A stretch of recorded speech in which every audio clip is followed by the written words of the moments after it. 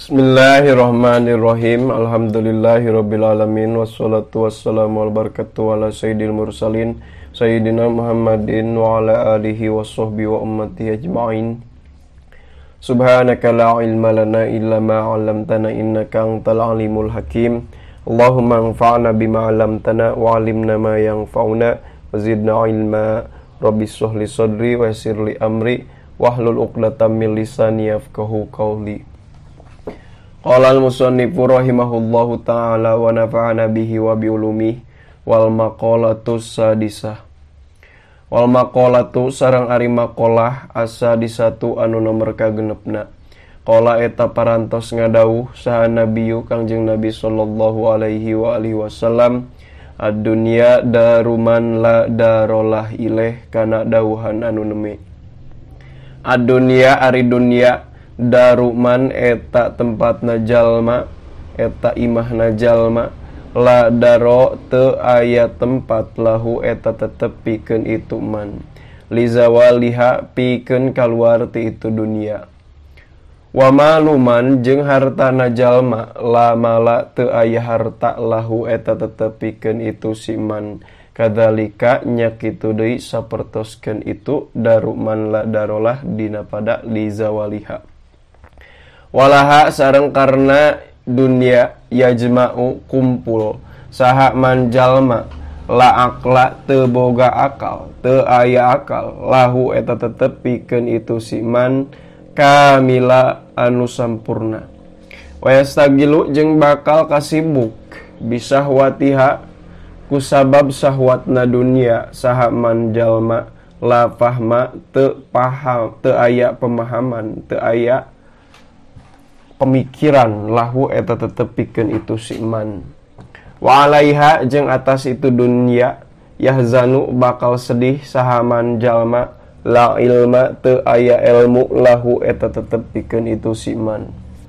Walaha jeung karna dunia yahsudu bakal dengki, bakal hasud sahaman jalma la lubba teu boga hate lahu eta tetep pikeun itu si man. Walubu jeung ari lub huwa eta ari itu lub al aqlu eta akal al munawwiru anu nyaangan, al munawwaru anu dicaangan binuril qudsi ku cahaya ketuhanan, al sofiyyi anu bersih, an kusuril auhami tina kulitna pirang-pirang prasangka waham teh. Wa ilaiha jeung menuju dunia yas'a bakal lempang,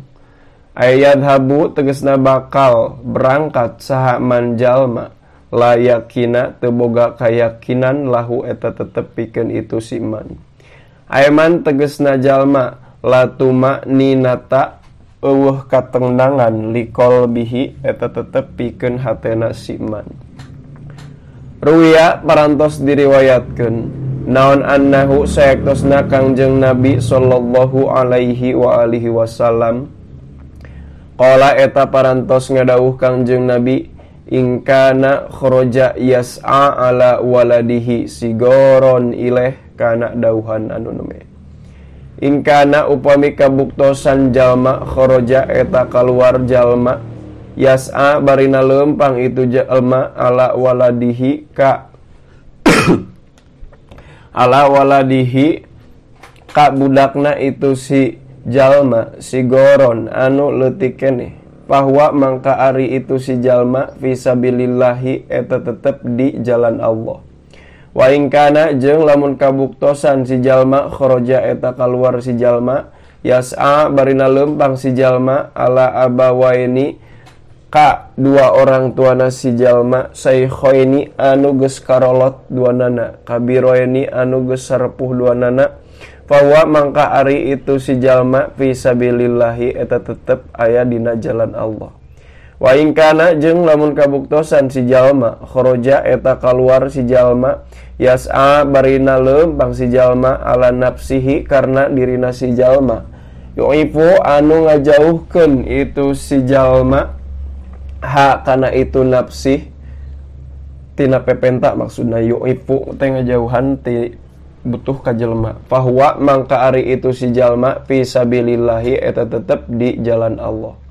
Wa in kana sareng upami kabuktosan si jalma kharaja eta keluar si jalma yas'a barina lempang si jalma riyaan karna riya wa mufakhorotan jeung karna berbangga-bangga. Fahuwa mangka ari itu si jalma fi sabili syaitani eta tetep aya dina jalan setan. Rawa parantos ngariwayatkeun hukana itu hadis saha At-Tabrani Imam At-Tabrani rahimahullah.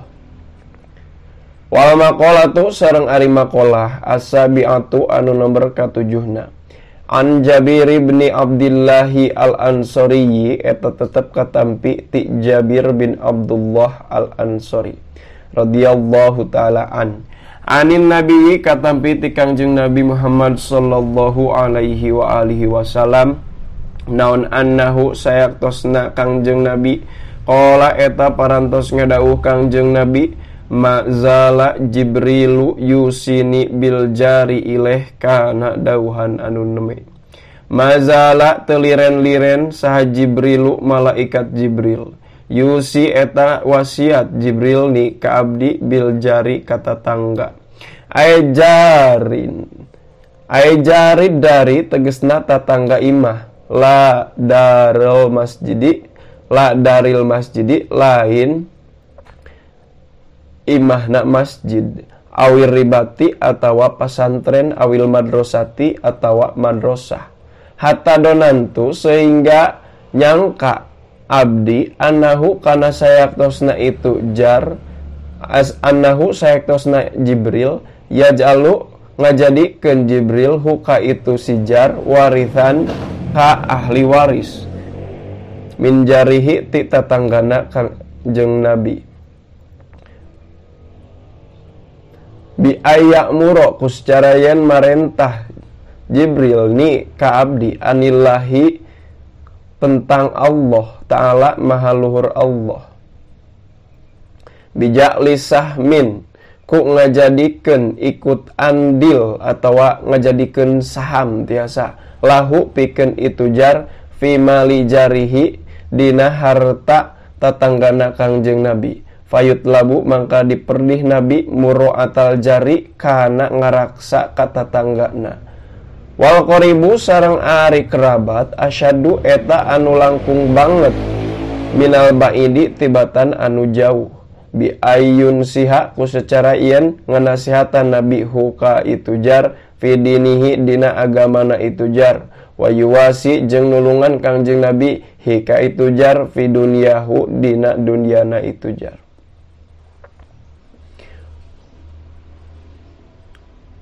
Wa ma zala jeung teu liren-liren malaikat Jibril yusi eta ngawasiatan Jibril ni ka abdi bin nisa'i ka istri hatta donantu sehingga nyangka abdi annahu kana sayaktosna Jibril sayuharimu eta bakal ngaharamkeun itu Jibril tolaqohunna kana nganalak ka itu nisa. Wa mazala jeung teu liren-liren Jibril yusi eta ngawasiatan Jibril ni ka abdi bil mamlukina ka pirang-pirang hamba sahaya hatta donantu sehingga nyangka abdi annahu kana sayaktosna Jibril yaj'alu eta ngajadikeun Jibril lahum ka itu mamlukin waktan kana waktu idza balago nu di mana-mana parantos tepi itu waktu hum ka itu mamlukin ya'tikuna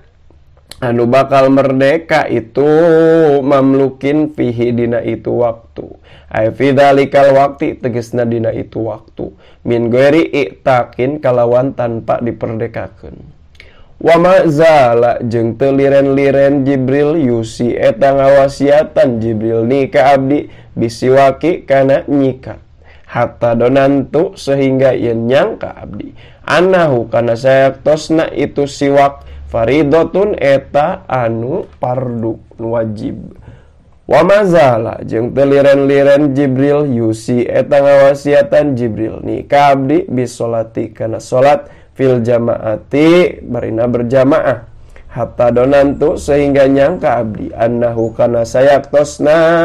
kalakuan atawa salat fil jamaah layak balu anahu kana sayakosna kalakuan gitu. Layak balu eta moal nampi saha Allah Gusti Allah taala maha luhur Allah salatan kana salat illa fil jamaati kecuali dina kaayaan berjamaah.